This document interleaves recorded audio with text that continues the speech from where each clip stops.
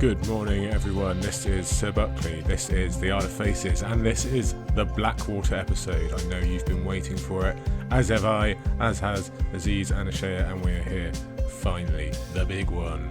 Dun, dun, dun, dun. Before we get to that, a large thank you to everyone again who has been not only buying my lovely Castles book, but talking about it and complimenting, and some of you have been giving feedback. I know Aziz mentioned on the live stream yesterday, and I even saw that some of you in the chat were talking about it as well, so that was lovely for me to see. Really, very much appreciated. You might have seen I tweeted out yesterday that I finally opened my own copy after it being left on my kitchen table for 3 days because I didn't quite have the balls to open it. But I have now, and I haven't let go of my own copy since, if I'm honest with you. There was a little bit of tears. Alright, fine, there was a lot of tears, and yes, I'm quite happy to have it in my hand finally after all this time. But I won't go on about that too much today. Almost no castles talk today in this episode, if I'm honest with you, apart from obviously the Red Keep. But even then, it's not really about the Red Keep. It's about the river and the ships and the wildfire and all the fighting. Also Qarth at one point. So yes, this is Art of Faces, Scraps and Scrolls, Clash of Kings Part 10, our penultimate episode, and clearly the biggest in terms of importance, one of the largest, far-reaching events in all of Song of Ice and Fire. You can make the argument it is even larger than the Red Wedding or anything else, if you'd like to. Definitely the largest military conflict we get, at least so far. Perhaps the Battle of Ice or the Battle of Fire will outdo it, but so far the Battle of Blackwater is the big one, and we have reached it finally. We had all our prep in the coming weeks of Sansa and Tyrion, but now we're really here. It is genuinely the battle. So why don't I tell you which chapters we are specifically looking at today, just to give you a fresh reminder. We begin with Davos III. If you remember, this is obviously Davos's viewpoint of the battle as they sail, him and Stannis' fleet sail into the river itself, and then the wildfire kicks off. That is followed by Tyrion XIII. This is Tyrion defending the walls, defending the gate. Sandor again, he does not want any part of it, and yes, Tyrion is headed into battle. Then we switch viewpoints completely. We go to Sansa VI, and we got a little hint of this last week. It's Sansa in the ballroom. It's Sansa and Cersei. It's Sansa, in a lot of ways, getting more information than Tyrion or Davos, funnily enough, because she's obviously not in the midst of battle and has a larger overview. From there, we switch back to Tyrion XIV, and this is really the thick of battle. This is where everything's just kind of going wrong.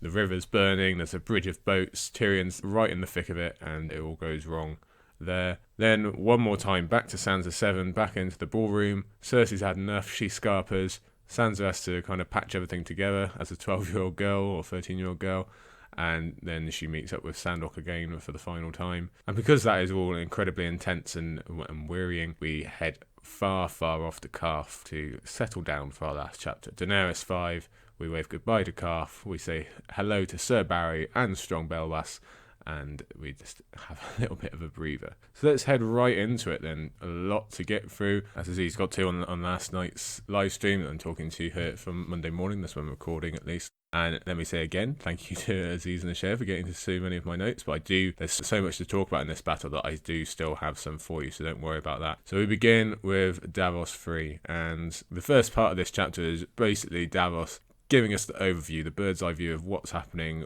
how Stannis is approaching this, and basically how it might go wrong, because Davos is not in charge. It is Ser Imry Florent, who I know Aziz spoke about a lot. And let's talk about the viewpoint here, because we've had battles witnessed by Catelyn, and we've had battles experienced by Tyrion so far in the series overall I'm talking about, and that's all well and good, but now we have a lowborn man who's truly been thrust into the game, played by those who they at least consider themselves a class above him. Davos is, to Ser Imry Florent and many other of Stannis' lords, a nobody. He's just someone who somehow has risen through the ranks, but really he doesn't count because he doesn't have the right last name. So Davos has risen high, but he still has the viewpoint of the common man and the common soldier, and all these people are about to experience something very nasty indeed. Like Catelyn, Davos has children directly involved in the battle, but obviously he is there as well on the front lines. Then again, like Tyrion, he also has to worry about himself at all times because he is in a lot of danger, as we see straight away in this chapter. So we're kind of mixing viewpoints and getting something completely new here. Speaking of Ser Imry Florent, who really does dominate the first couple of pages of Davos chapter, it seems an odd choice for Stannis to have gifted the fleet to Imry, given that he's basically kept appointing people based on their abilities, Davos obviously being the prime example.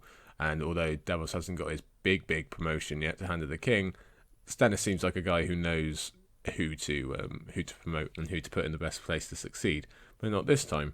For him to be pressured into promoting a family member, which is what it seems has happened, now at this most crucial of time seems a bit out of character. Now, to be fair, perhaps the Florent isn't a terrible choice. Imry is aware of the wildfire. House Florent does sit beside the honey wine down in the Reach, so maybe there's some background of sailing and seafaring. Not enough, obviously, and definitely not as much as Davos, but there we go. But either way, Imry does not seem well versed enough for a position of this importance at this crucial step. Even if you're not going to go with Davos, doesn't Stannis have a spare Valyrian he can put there instead?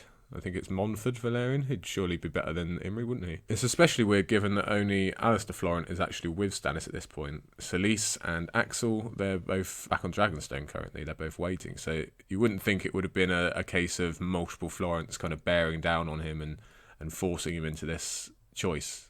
If you can even force Stannis into such a choice. Maybe he does generally believe Imry's the man to do it. Who knows? But all this does allow for highlighting of one of Davos's main characteristics. His knowing better, especially in this naval arena. His knowing better than others who are above him because of their surname or title. Imry does not know better than Davos just because he's called Florent. Davos does, not because of his name, but because of what he's been through. And he started the book showing that. He finishes the book like that. So that's a real good bookend to Davos' arc. Obviously, this is the final Davos chapter. So we had the Catelyn knockout last week. We've got the last Davos, and we also have the last Daenerys today as well. I think, as he's mentioned, I'd been wondering what would have happened if Imry had made a dash for the South Bank and just put the transport of troops above everything else, not even bothered really engaging with the fleet.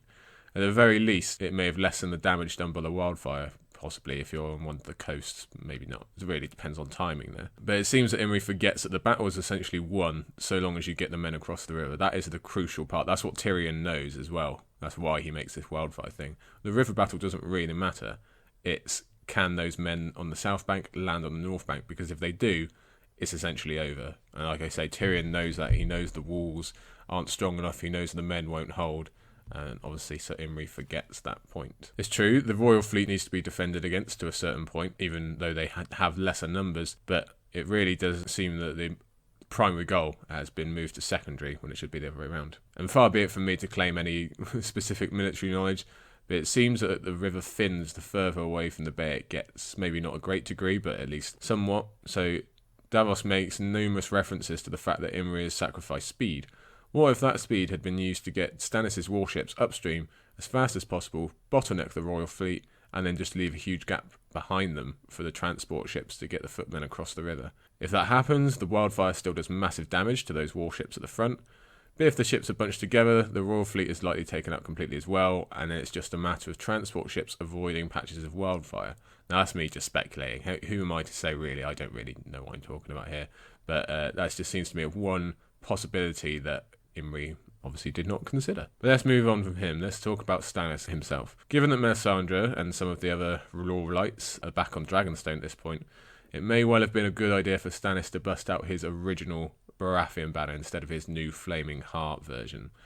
That would have acted as a more concrete threat to the poor rule of the Lannisters, I think, instead of this Stranger's banner. If the people of King's Landing see what they think is Robert and Renly's, the Baratheons' banner that they've been accustomed to for the last decade plus, that just makes it a little bit easier for them to break and go over than having to think that this is someone completely new. And it also feeds into what we discussed last week about the small folk finally fearing whatever Stannis' religious views are. But of course, Stannis is likely too proud to make such a concession. He doesn't want to share that victory with the ghosts of Robert or Renly. He wants it Stannis Baratheon and no one else. Now that's all in the planning phase. Eventually, the ships, they do meet. So Imry takes these ships forwards to the royal fleet and Battle is joined. And Davos, he is a part of this. Davos, he's not a fighting man, as Aziz noted, but he goes to it, he does his job. And it only takes a paragraph for Davos and his men to overrun and conquer an enemy ship. I forget specifically which one it is.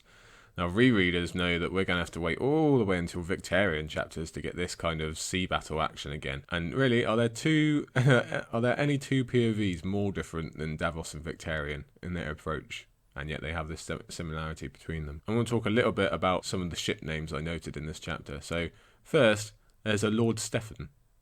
A ship is called Lord Stefan. And that seems like a bit of a bad idea to name a ship that, considering, what happened to Lord Stefan Baratheon, but there you go.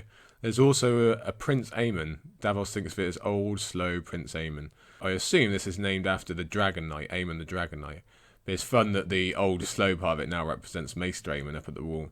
I don't know if we ever find out what the fate of Prince Aemon is, but it would be cool if it had sunk instead of burned in the wildfire, in the same way that Maester Aemon, unfortunately, ends up in a cask instead of Melisandre's flames. Okay, that's Davos III. We're now on to Tyrion XIII, and that begins with the reaction to the wildfire that's just happened on the river. That Tyrion is obviously still at the walls at this point and is still more concerned about those who have landed on the north bank and are starting to attack the gates. I'm sure this has been brought up before by those who believe Tyrion to be a secret Targaryen. I don't personally, but to their credit, this is probably the largest explosion / fire / wildfire thing seen since the days of actual living dragons. It's this or Summerhall for largest fires, I would guess, but this certainly has a much larger death toll. And it is kind of fitting that Tyrion creates this massive fire thing, considering his childhood obsession with dragons, but I think that's probably where the link ends. Now, as with so much of this book, we get a real Tyrion is Tywin moment, as we realise that Tyrion willingly sacrificed hundreds, if not thousands, of his own men, and to a supremely awful death no less, to gain an advantage in battle. He knew that the royal fleet was going to burn, he knew the sailors that were serving him were going to burn or drown. Luckily we have Tyrion's POV, and we can not only see the hints of guilt in his thoughts, but his viewpoint on the eventual goal. He knew he had to sacrifice those men to win, to hopefully save everyone else. Unfortunately, the in-world characters don't get his POV thoughts, and they only see the connection between father and son, a la Jenna Lannister much later on when she's making that comparison. Just to complement what we've just said in the Davos chapters, there's a Tyrion quote here. So it says, "Worse, a good part of the south wing of the enemy's first two battle lines had been well upstream of the Inferno when the hulks went up." So that just lends a little bit of evidence to the fact that Ser Imry should have rushed forward, because some did, and they avoided wildfire. So if a lot of them had, then you're looking pretty. But there we go, let's leave Ser Imry again. Let's move on to Sandor again instead. He's a big part of this chapter, and I had not picked up in previous rereads that the wound Sandor takes seems quite specifically placed to really induce an emotional state. He's got a cut on his brow, there's blood pouring down his face, and I think it's pouring down the scarred, burned bit of his face. So you'd think this is bringing back specific memories, and I think we spoke about that again last week. Tyrion and the Hound have shared relatively few scenes in this book, but have been constant mirrors to each other thanks to Sansa's POV, as they both serve as her true knights, and they're the two most physically deformed that she comes across. And yet they're complete physical opposites still. Even though they both have these deformities, they are obviously not alike in terms of shape and size. So here these two have to face off, and it must be complimented to Tyrion that he does not back down, where men twice his size would have easily quailed in front of the Hound. Also worth noting that for all of his bravado about a love of killing and all that he's always going on about, Sandor's never actually been in any situation close to this. Maybe he was present for the sack of King's Landing, but that is quite a stretch from cutting down rotting small folk to fighting an actual army as the world around you is set on fire. That is not really the same thing, is it? And he's probably never really taken a serious wound, so this new experience is all around for Sandor, and he does obviously not know how to handle it. Once Sandor is kind of removing himself, he's not going back out there, Tyrion is forced into action. He's forced to ride out with his sortie, and he's hoping that they're with him at this point. So it's worth noting that from the histories we have so far, Fire and Blood and the World of Ice and Fire, fighting on the front lines really isn't a requirement of the Hand of the King. There are exceptions, there are those that surely would have loved to have been on the front line, but for the most part, Hands of the King wouldn't dare place themselves on the front line because they're not fighters. And Tyrion, technically, is not a fighter, but he does what is needed, suitability be damned, so we do have to respect him for that. Alright, let's switch viewpoints, let's go inside. Now, back within the walls, Sansa VI, we're back in the ballroom, we're back with Cersei, and we're back with all the wine, because that's just what you need in this situation. So, Clash of Kings is very much a book of comparisons, and here we finally get the two queen figures facing off against each other. with Sansa and Cersei hearing the same information about the beginning of looting and things basically starting to fall apart, but only one of them cares. To be honest, Cersei doesn't give a second's thought to her assembled ladies, whether them there in Maegor's holdfast, let alone the small folk outside in the city. Her mind is focused solely on Joffrey, which does kind of make this comparable to Catelyn, because obviously when she was on the sidelines for the Whispering Wood, she was thinking about Robb. Of course, mothers think about their sons, that's to be expected. But Cersei is also thinking about the move she is expecting Tyrion to make on Joffrey's health or Joffrey's protection, even though we're still in the good news section of the chapter so far, so that it's going to get worse, and Cersei's already starting to crack. In terms of head-to-head for queen type figures or leading lady type figures, Sansa will eventually come up against Lysa too in the Eyrie, but this is her best chapter for Sansa versus Cersei. Now let's just double back a minute and talk about that Joffrey versus Robb comparison, because Robb actually does get involved and fight fiercely for the life of his fellow men. Joffrey does nothing but play with his catapults and basically enjoy the excuse to torture people. He's just happy to be left alone and be allowed to do what he wants for once. Yet this is the propaganda that will survive, that Joffrey led his city to victory, much to any reader's annoyance, I'm sure. And that kind of tails back right to the beginning of Game of Thrones, when Joffrey and Robb were practicing in the yard under Sir Roderick and not liking each other, but only one of them is a real fighter, as we know, definitely. But when you combine that propaganda with Cersei's dismissal of what we've just seen as Tyrion's real bravery, we all start to get real wound up, really annoyed about Cersei. Let's top that with a quote. "Command them to return to their homes," the Queen said. "If they won't go, have our crossbowmen kill a few." So that's where Joffrey gets it from. That's where he's getting the idea. Crossbows solve all our problems, as Tyrion will find out later. In Sansa's chapter last week, we spoke about how frustrating it is for Cersei to be here in Maegor's, essentially devoid of any power other than being important enough to receive the occasional update. That's really the only nod she's getting. She overthrew Robert over a number of years to get rid of this exact feeling, and we can see exactly how she feels about it when she begins insulting all the other women and dispelling their actual worth, because really deep down that is how she feels about herself. And I'm sure a lot of people have spoken about Cersei's kind of inner hatred and certainly hatred of her gender is a very complex topic. But that, combined with all the alcohol and her concerns about Tyrion, are what pushes her to order a retreat for Joffrey, nearly undoing all of Tyrion's work and damning the city in one simple stroke. We've just been gifted Tyrion's view of how hard he's working to keep this whole thing together, and all Cersei's got to do is one sentence, and it starts to unravel. Now, I've got a little list of quotes here to go through, because there's quite a few in this chapter that are good. Let's begin with, "So perhaps you had best pray again, Sansa, and for a different outcome. The Starks will have no joy from the fall of House Lannister." So that's near the end of the chapter. That's Cersei just, giving Sansa an extra kick for some reason, because she's drunk by this point. As discussed earlier on, there is seemingly no victory for Sansa in this battle. George again toys with what the reader wants. How can we root for Cersei, as someone who has shown she doesn't mind at all that other women and servants are being killed and raped?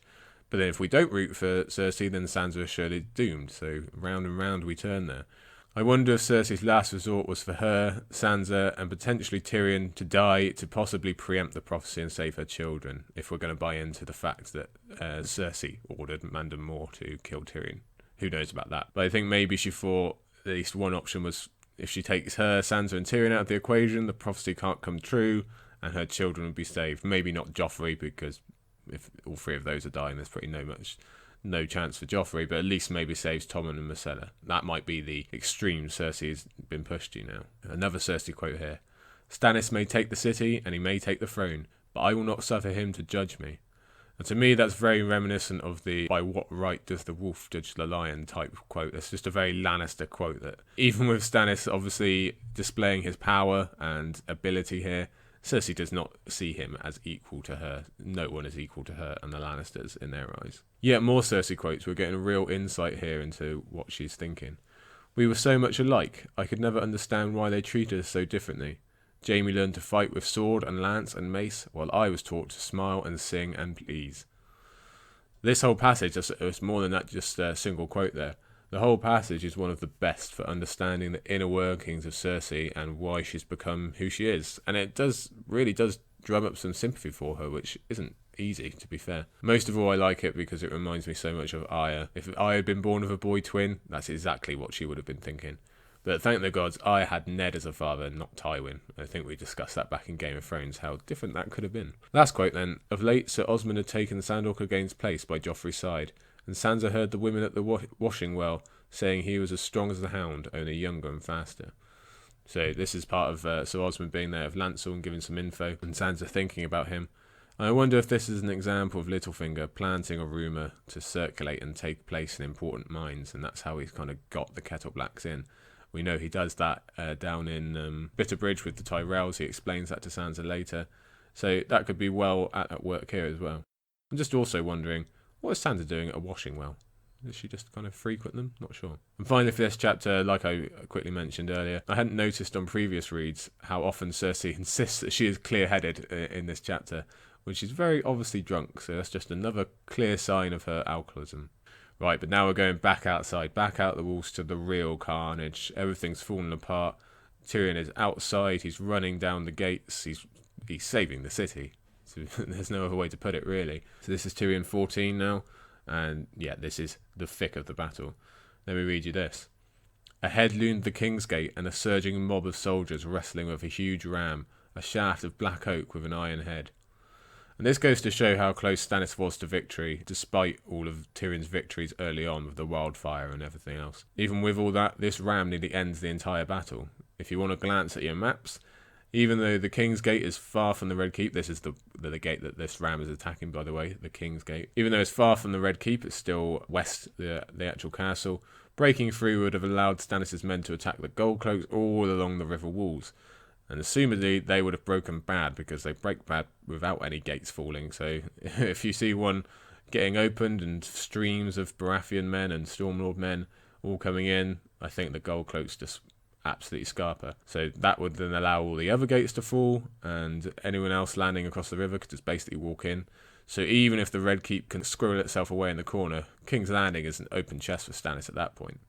Luckily, Tyrion personally puts an end to the attempt, and like I say, he is just literally saving the city now. I do wonder, as he's charging down the riverbank, I wonder if Tyrion is using a brand style or an adjusted saddle for out of all of this. I don't think it's ever mentioned specifically, but you would think so, given that it was made a big deal of in Game of Thrones. On initial read, there's not much reason to pay attention to Mandon Moore. You don't know that he's going to become such an important character at the end of this. He's been noted nearly as little as Preston Greenfield. He's just there. No one really cares. There's nothing that stands out about him. But for rereaders, through Tyrion's descriptions, they stand out much more this time, especially about Mandon Moore being unreadable. That is mentioned several times, and obviously that's because we're not supposed to see what's coming. Now, Aziz got to my notes on the half-man stuff, so I'll skip past that, but if that had happened and Tyrion had really bought into that moment, he might have been able to deal with Joffrey and Cersei and Tywin on much more equal footing if all this stuff with Mandon Moore hadn't happened at the end.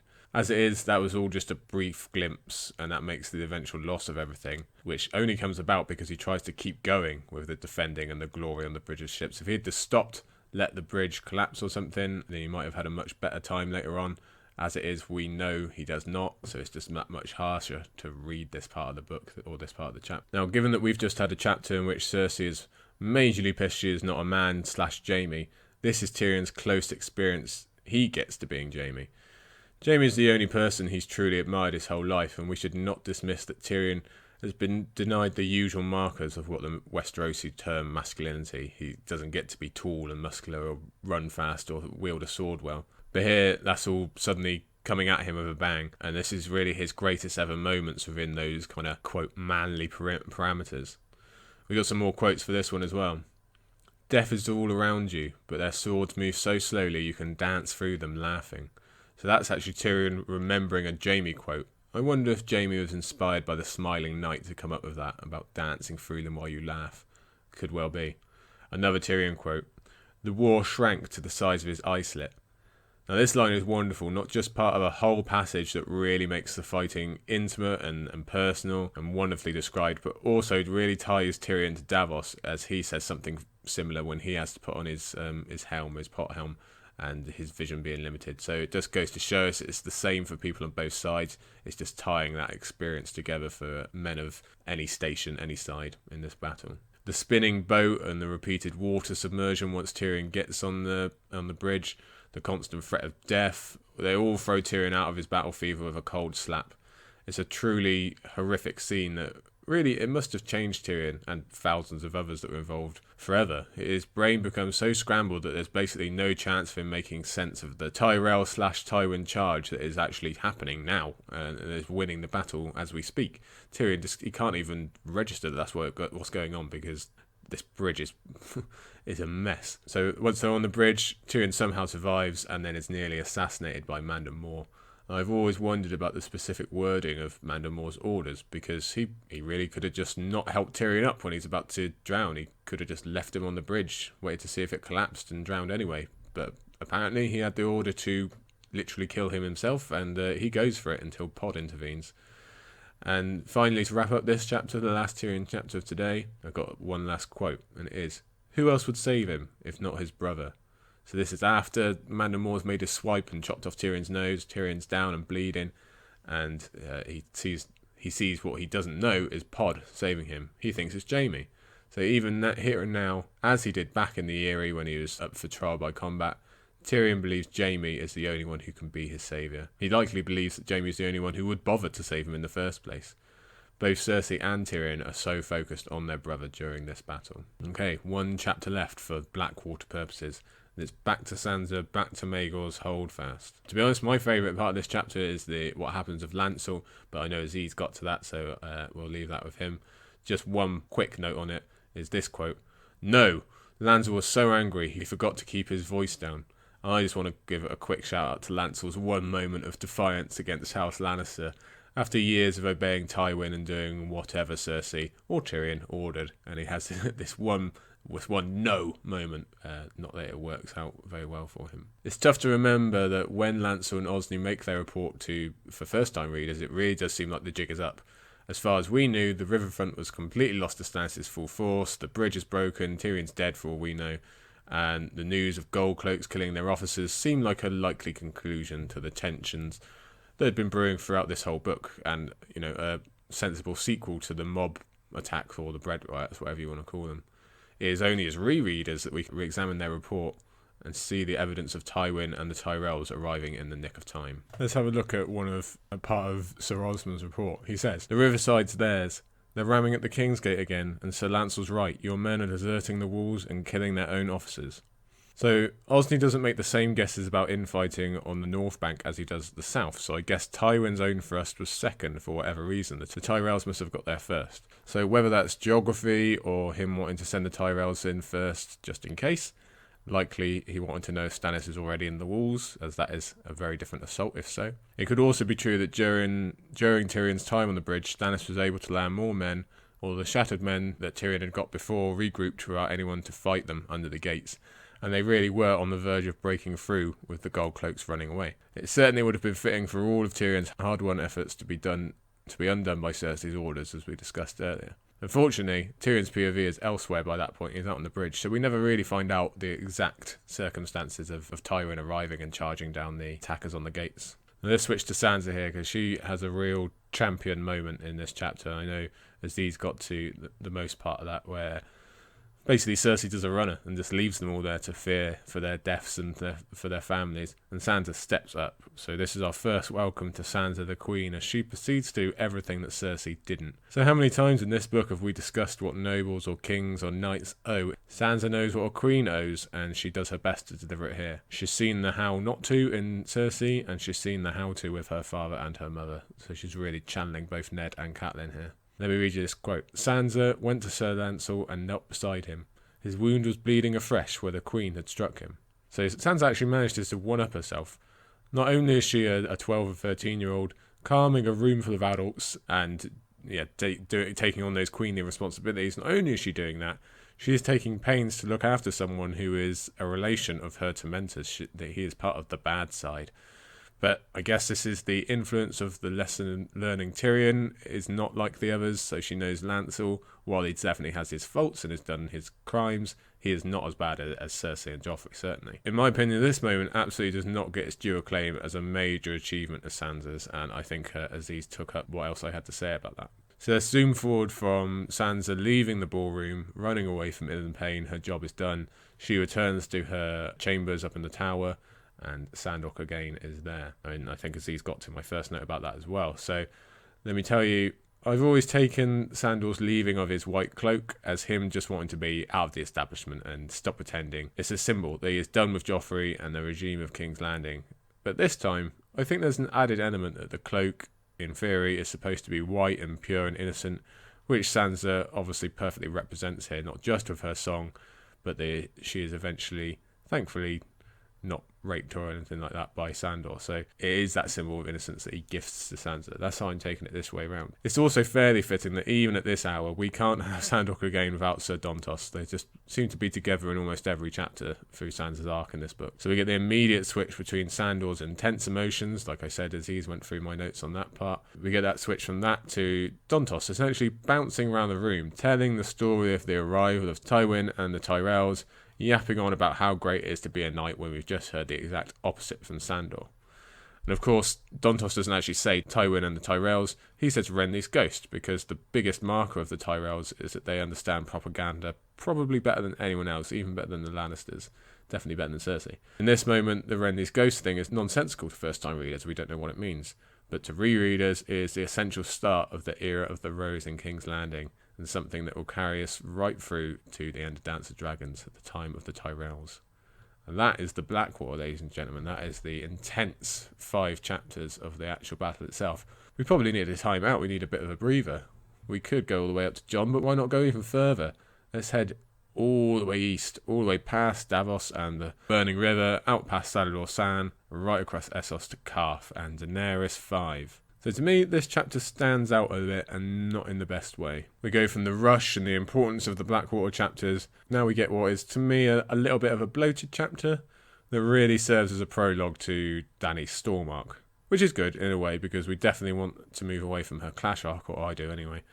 But it takes its sweet time in getting to its good stuff, I think. The recap of the Rhaegar prophecy also stands out to me as a bit odd. I suppose it is useful for first-time readers who want a bit of confirmation for what actually happened in the House of the Undying. And to be fair, at the time of publishing, we hadn't all had years of examining every word and burying them into our brains, so this was all fairly new back then. But what itches the wrong way is Daenerys being focused on it here and then not further along her arc. She kind of forgets the Rhaegar part of it. She focuses more on the treasons, the 3 treasons. That's the one that sticks with her through the coming books, and I guess that proves that people tend towards the paranoia much more easily than the more positive or the more interesting prophecies. I also have a lot of thoughts on whether her assessment of what she saw is actually what she saw, or if there's an element of the unreliable narrator here. I have spoken about that before, about is that Rhaegar, what is the timing, what she thinks is it actually Elia, stuff like that. I won't go into that here, but there's definitely, not everything is as concrete as it seems. But do away with prophecies, let's go to what actually happens in this chapter. So the focus of Dany's return to Dothraki apparel really lines up with the idea that Qarth is now done with her and she is now done with Qarth. She's done with like the opulence and the extravagance. She's back to normal, back to the Dothraki clothes, because that's who she really is. The threat of the Warlocks falls a bit short, as they seem to essentially leave Daenerys alone after this chapter. We could argue that that is because they eventually run into Euron and they get themselves captured, but that capture and torture by him doesn't exactly scream of renewed powers thanks to the dragons that people theorise here. Speaking of, I would happily read a little anthology of all these strange and mysterious things happening in Qarth that Xaro tells us about. He has this big paragraph saying the candles are burning again, and the one woman goes mad because she can't wear clothes, and all these kind of weird, freaky things that I'm assuming he's putting down to Daenerys' magic. And like I say, the standouts are obviously the glass candles, as they will return to us in feasts, so we get these little connections, these little seeds that George is planting. In the same way, Xaro is just kind of tired out now. He takes one last swing for the fences to get Daenerys, because, why not? But it seems his heart is just not in it, and he's basically just happy for this ordeal to be over, just as much as we are. Though I do very much enjoy Daenerys standing her ground and asking for a third of the ships in the world, that is a cool moment, we can sum up Xaro as the embodiment of Qarth once again. He wants a dragon because owning something cool is the top priority of all the people with Qarth. And if he can't have it, he really has very little else to offer. So that's the end of him for now anyway. So we finally rid ourselves of Xaro, we get out of Qarth onto the dockside, and Daenerys, again, there's a little bit of bloated writing in my opinion, about looking for ships and looking around the markets. But then these 2 people turn up at the exact right time. Let me read you a quote. Ser Jorah had been shoved off his feet by the eunuch, and I just take a little bit of personal pleasure in seeing Sir Barry knock Jorah on his ass 2 seconds after meeting him. So we've just seen in the previous chapters for today, King's Landing have their own saviours coming in from the west, and so does Dany in Belwas, Barristan, and the 3 ships that are sent to her. Although it's not addressed here, she also has the tie of Illyrio and the life that seems so far away now, so long ago, because Viserys is dead, Drogo's dead, and she has come into her own. So that arranged marriage where she was basically just sold, that seems very far away to Dany now. So a lot's happened since then, most prominently the dragons. So finally, this symbol is calling her away from the strange adventure in the Red Waste and Qarth, and calling her back to the larger civilized world. At this point, rereaders might have thought that that meant going back to the western 3 cities and then on to Westeros. But even her eventual destination of Slaver's Bay is a step back into the main stage of that part of the world anyway, rather than this dusty, isolated corner that she's occupied through Clash of Kings. It's almost like she's been in the sin bin for Clash of Kings, where she's just nothing really counts, and now she's going to go back out onto the wider world. And we hear a lot about what Illyrio's been up to, and we finally get him back in the mix because he's been missing for a long time. And a lot of this links up with facts that we will learn later in Dance. For example, it seems that Griff and young Griff were kind of released from the Pentos area around this time, probably in the hope that young Griff could sail down south, meet up with Daenerys as she is rounding southern Essos, and maybe speeding up Illyrio's plans to probably get the 2 married and get young Griff a dragon of his own. Many have spoken on Illyrio and Varys' mistakes of not including human emotion or the human element in their plans, and that's precisely what happens here, because Barristan and Belwas don't have any particular stake in Daenerys going to Pentos, and Barristan especially has his own agenda of figuring out if Daenerys has that touch of the mad Targaryen thing. So the deal was never really struck solid, and they don't make Daenerys say she's definitely going to Pentos or anything like that. They just give her the ships and let her do what she wants. Lucky for us, because that now moves her on. Because as far as she's concerned, they're hers, and she can begin her storm arc, which is good news for us. We're looking forward to that. Finally for this chapter, finally for today's episode, I'll have to admit this final note. After nearly 5 years of reading these books, it's taken me until this reread to realise that Arston, which is the name Barristan uses, is just part of the word Barristan. You just remove 3 letters and you get Arston left. Never realised that before, I have to admit, and come clean to you guys.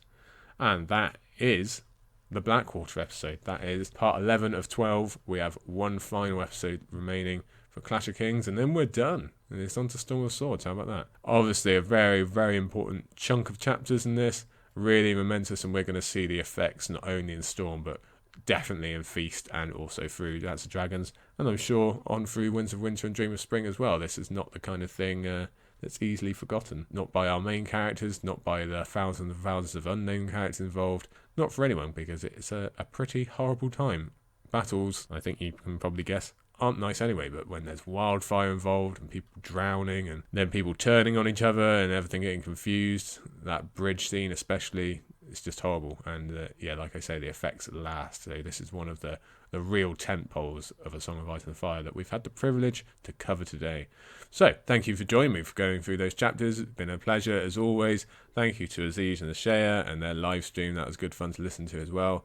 And we will look forward to seeing you next week for the final part of Clash of Kings. Yeah, imagine that. So fast. We're going through so fast, it seems to me anyway. Okay, thank you everybody. Thank you again for your support with the Castles book. That's much appreciated. And thank you for listening and getting in touch and everything else. Keep sharing, keep rating anything you like. And get in touch. Love to hear from you. Other than that, have a good week, and we'll see you for the final part of Clash of Kings next time.